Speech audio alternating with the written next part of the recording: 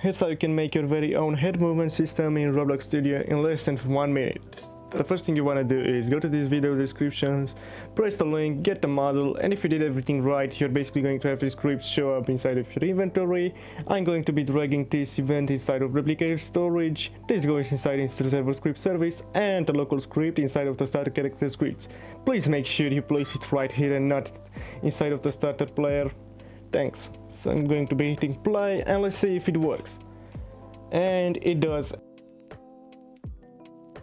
Alright guys, so what I set up right here is a small test between 1-2 players, and this is how it's going to behave on the server side. And as you can see, on the client you can see that the guy is watching down or up. But the server actually doesn't do anything regarding the head movement. And the reason for this is because the only thing the server does is to fire back the C-frame that the client gave it. I'm going to show you this in the script in a little bit, but just so you know, it's extremely efficient and just using a render step.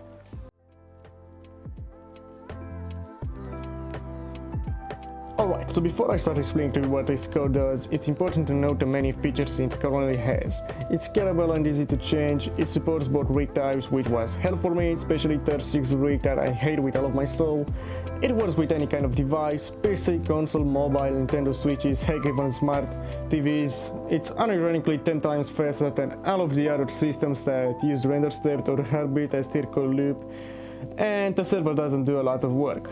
You are never going to be seeing the server get past 1% activity when it comes to testing.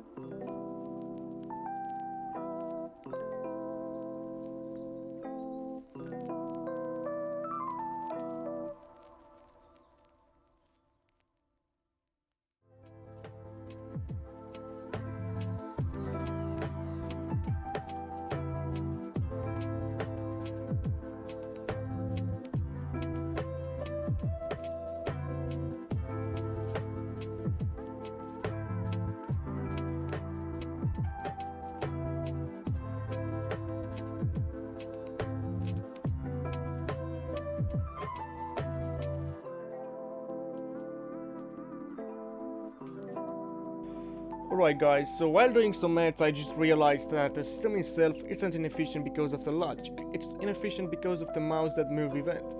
That event can like fire hundreds of times per second, and it's completely unbounded, and the worst part, it might even be less efficient than render step.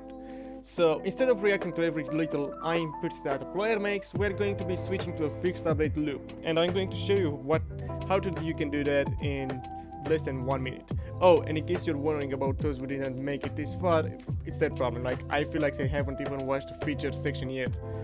Like, I just want to stop completely those who just copy and paste my systems blindly and they don't know nothing about it.